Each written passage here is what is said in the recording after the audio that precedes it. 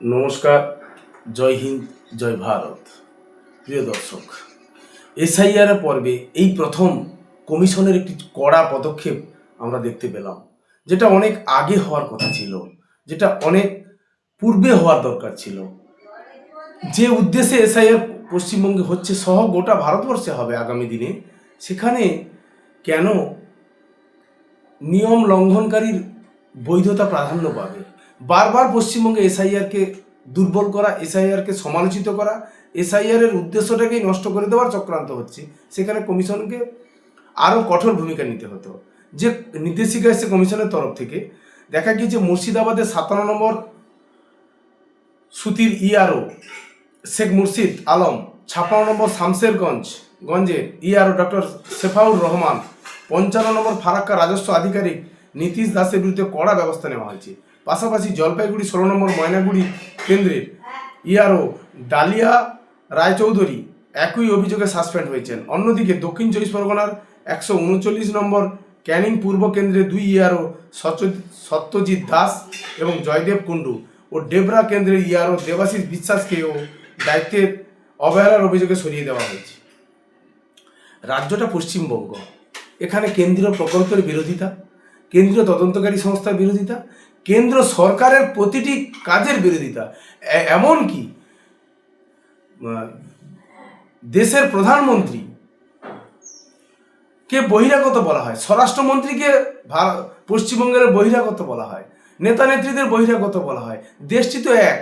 এই ভিন্নতর ভাবনা উপস্থাপন যেখানে করা হয়, সেখানে যে কেন্দ্রের প্রতিটি প্রকল্প, প্রতিটি ভাবনা বা নির্বাচন কমিশনের যে সিদ্ধান্ত, তার যে বিরোধিতা করা হবে, এতে আর অমূলক কী আছে?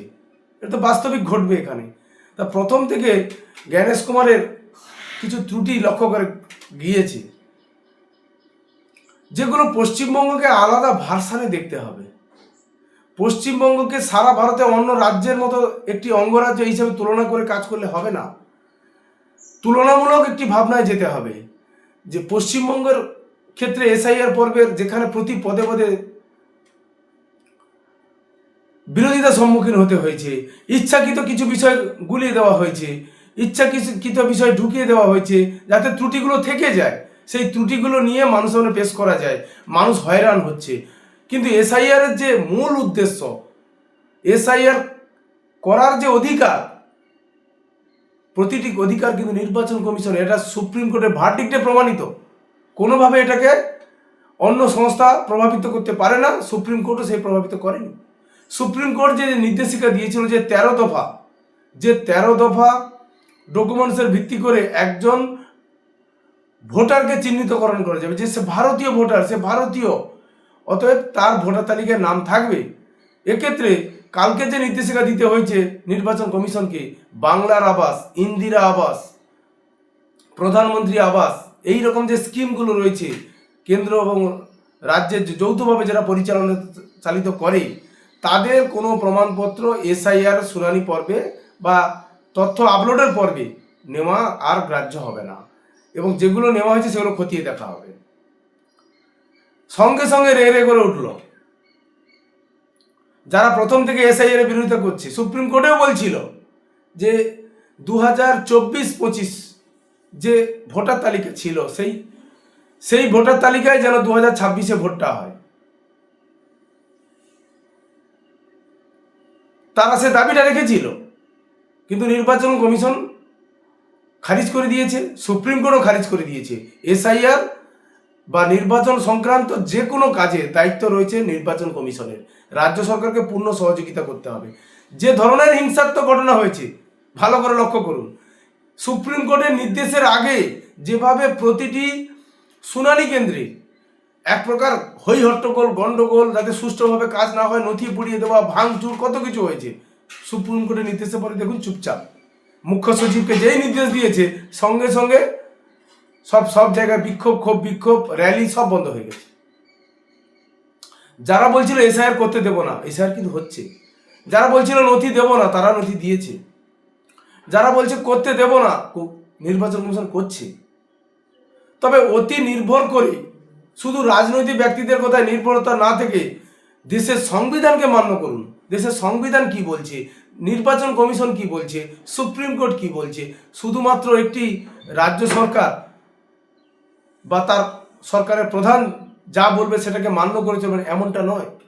এভাবে আটকানো যায় না। প্রতিটি কাজে এইভাবে হস্তক্ষেপ করে পিছিয়ে দেওয়া হয়েছে বা আটকে দেওয়া হয়েছে, সমস্যা তৈরি করে দেওয়া হয়েছে বিভিন্ন ক্ষেত্রে।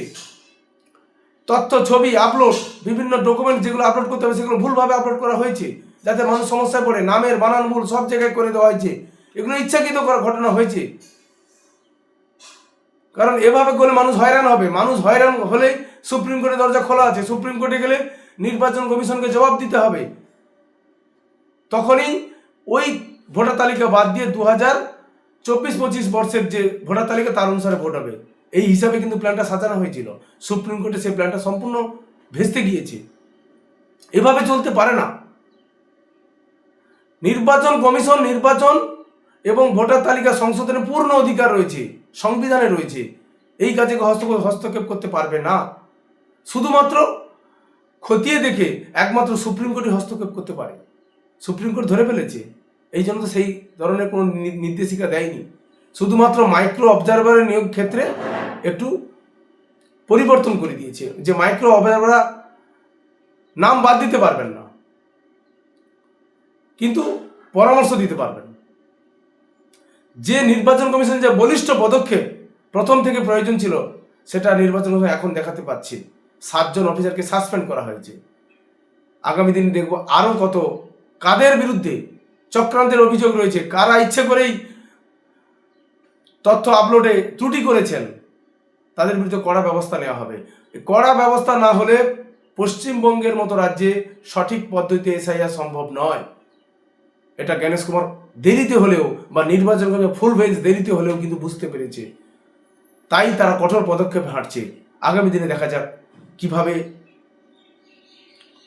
নির্বাচন কমিশন বলিষ্ঠ পদক্ষেপ নিয়ে আরও যারা দুর্নীতি জড়িত তাদের বিরুদ্ধে কী কড়া ব্যবস্থা নেয়। এবং আমাদের সবারই চোখ থাকবে 28শে ফেব্রুয়ারির দিকে, যেদিন চূড়ান্ত ভোটার তালিকা প্রকাশ পাবে।